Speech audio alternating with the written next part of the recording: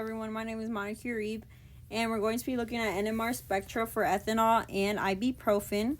So to begin with, we're going to draw our ethanol structure. So you should get something like this.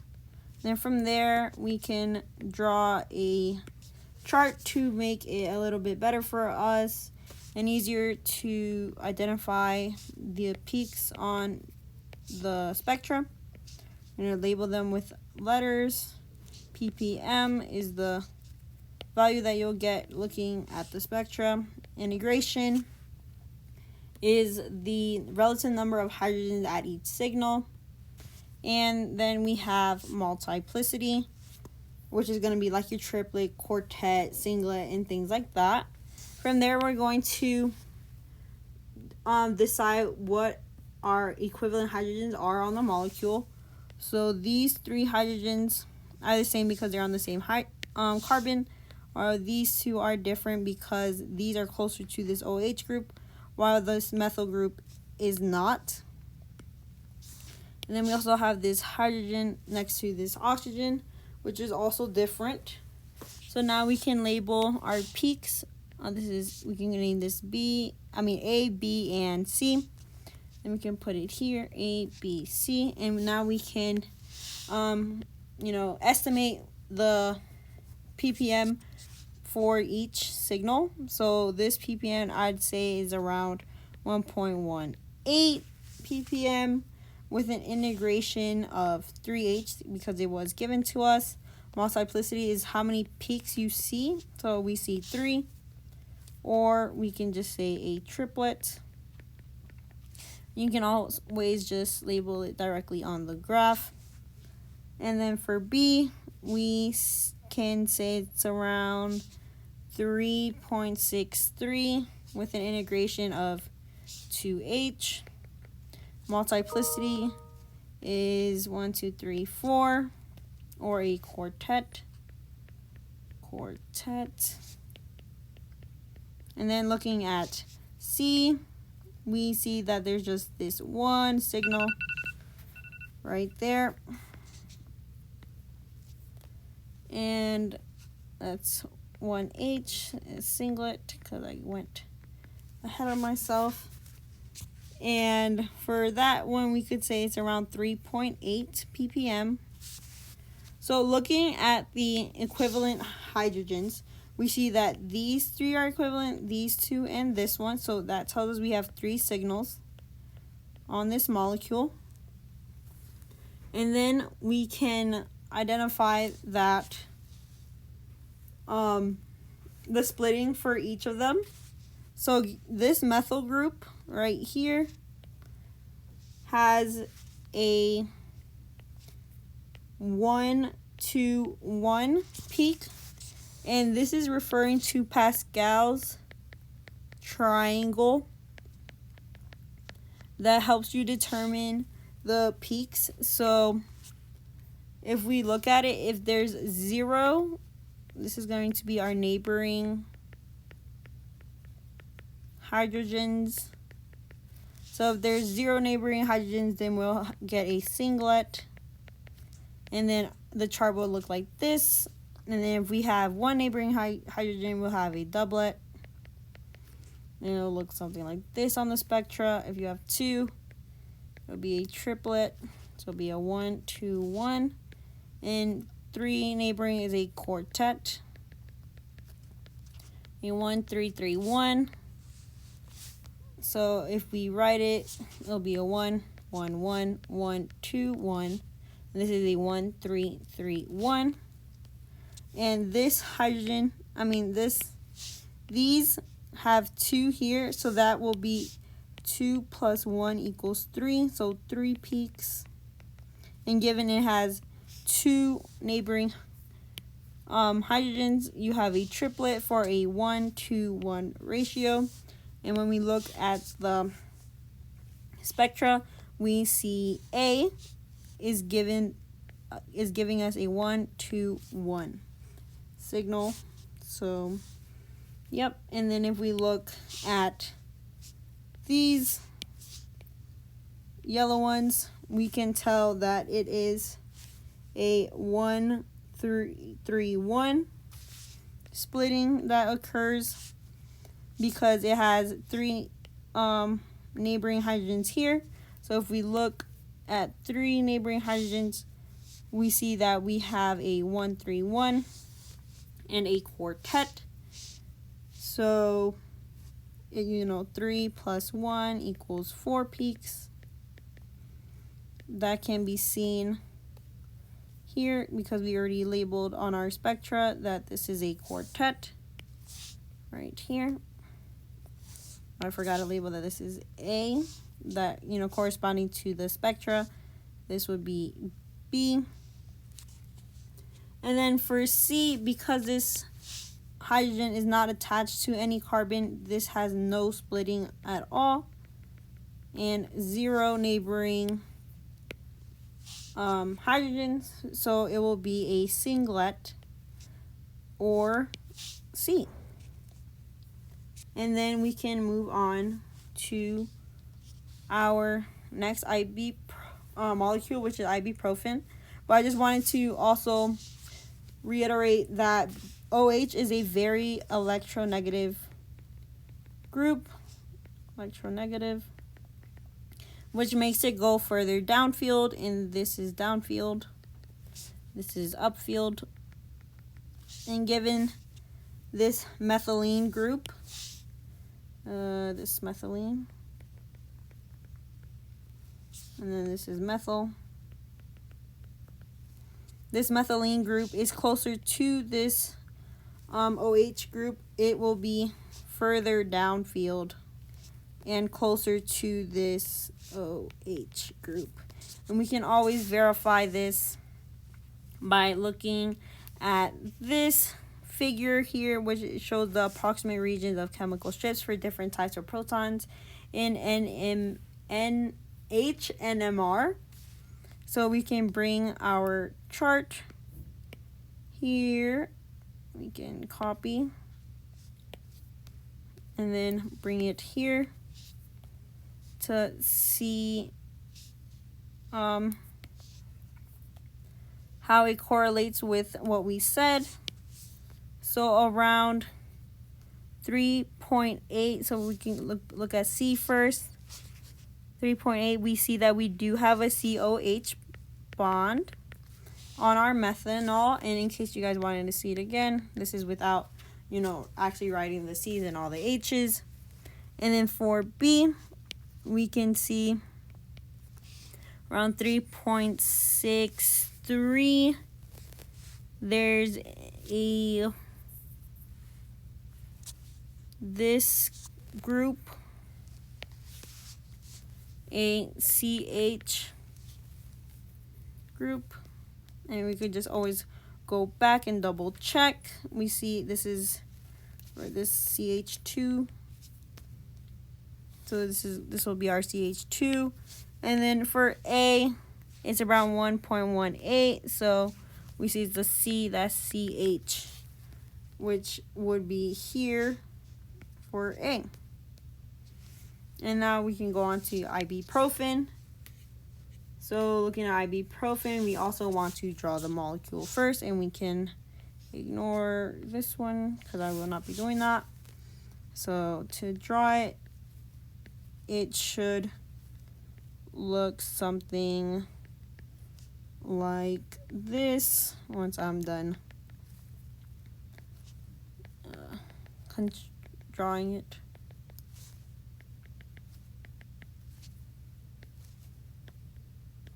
And as I'm drawing it, you should be able to see some of the equivalent hydrogens that we are about to label. H, and another H here. Okay, and then we can start labeling our equivalent. So we have this H, and this H are all equivalent because they are all on the same carbon. But these 3 H's are also, because this is a tert butyl group. Isopropyl, sorry. So these two are equivalent because they're to the same carbon, which is this one. Then we have another one here that's different. This, oh, forgot a hydrogen right here. And this hydrogen is different. Then we have our benzene ring. Then this hydrogen is different. We also have these 3 hydrogens that are the same because they're also on the same carbon. And then we have this group right here.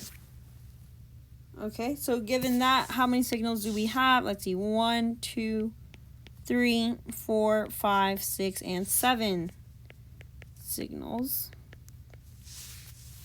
And on the chart, you can see there's 1, 2, 3, 4, 5, 6, and 7. These you will see later why I'm counting them as 1 instead of 2. Just bring that down a little bit. And then once again, we're going to draw our chart. The letter, the ppm, the integration, and the multiplicity. So let's begin by labeling our peaks with letters. So this is A, B, C, D, E, F, G, and H. A through E have been zoomed here, so we could just label it again. Okay, and from looking on there, we could put all the letters down here. Barely. Okay, so now let's start giving our letters some data. So for A, this is 1 here. So we can say this is 0.9 ppm with an integration of about 3H, we are thinking, and a multiplicity of a doublet. So I'm going to just put a D for doublet. For B, it's around 1.6, I'd say, with an integration of 2H and a multiplicity of also a doublet. 2H doublet. For C, we see that this has many peaks. So we can call this a multiplet with an integration of 1H. 1H multiplicity, and this is around 1.89 probably. And then for D, we're going to keep going until H. So this is a doublet with a 3H integration around 2.3. We said 3H, and it's a doublet. For E, we see that it is a 1, 2, 3, 4, or quartet, which will be labeled as Q. And we can label this as a 1H. 1H quartet, and we can say it's around 3.9. For F and G that I've said that we're going to talk about a little later, this is around like the 7.1 to 7.3 ppm, and they're both doublets. And because they're so close to each other, we can name these doublets of doublets. Okay, so this is doublets of doublets. 7.1, 7.3 we can say for F and G. And then for H, we see that this is a singlet around 11, and we can give this a 1H integration. So 11, 1H, and a singlet, which is an S. And now we can match our equivalent hydrogens with everything else. So looking at these 6 hydrogens, we can see that it's going to be a doublet because the neighboring hydrogen is this one right here. So we have a 1 plus 1 equals 2 peaks. Or going back to Pascal's triangle, if it's one neighboring hydrogen, then you will get a doublet. So we can label this as A. For B, we see a doublet. So we can also assume that this right here is B because their neighboring is a hydrogen and this benzene doesn't count. So this can be B. Just do that. Okay, and then for C, we've labeled already as a multiplet, we see that there's 1, 2, 3, 4, 5, 6, 7, 8 neighboring hydrogens. Plus 8 plus 1 equals 9. And that's about how many we have here. 9 peaks. So we can label this yellow hydrogen C according to the spectra. If we keep going, we're just gonna skip this one for now. Looking at this purple one, we have 3 here, 3 neighboring. So that's 3 plus 1 equals 4 peaks. Or 3 neighbors, which correlate with a quartet. That is D.